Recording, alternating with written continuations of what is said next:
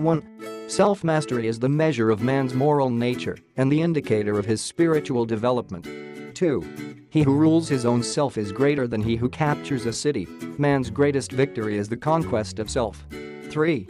Your secret of the mastery of self is bound up with your faith in the Spirit, right now, indwelling you, whichever works by love. Even this saving faith you have not of yourselves. It also is the gift of God. 4.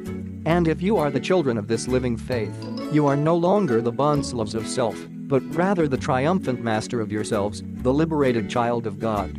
5. Forget not, it is your personal faith in the exceedingly great and precious promises of God that ensures you becoming a partaker of the divine nature.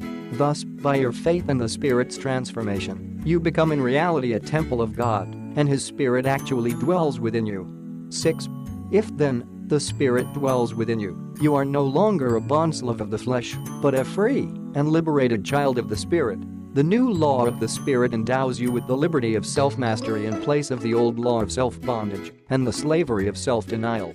7. You are justified by faith and fellowshipped by grace, not by fear and the self-denial of the flesh, albeit the Father's children who have been born of the Spirit are ever and always masters of the self and all that pertains to the desires of the flesh. 8.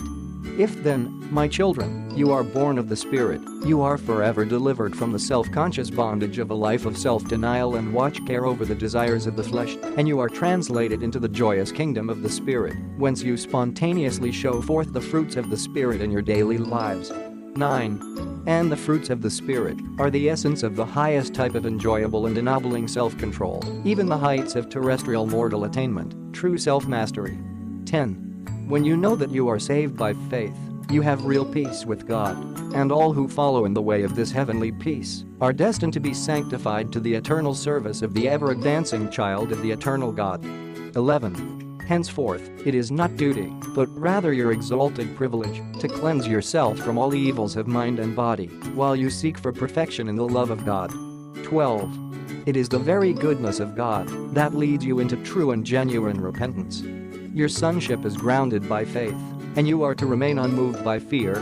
Your joy is born of trust in the divine word, and you shall not therefore be led to doubt the reality of the Father's love and mercy.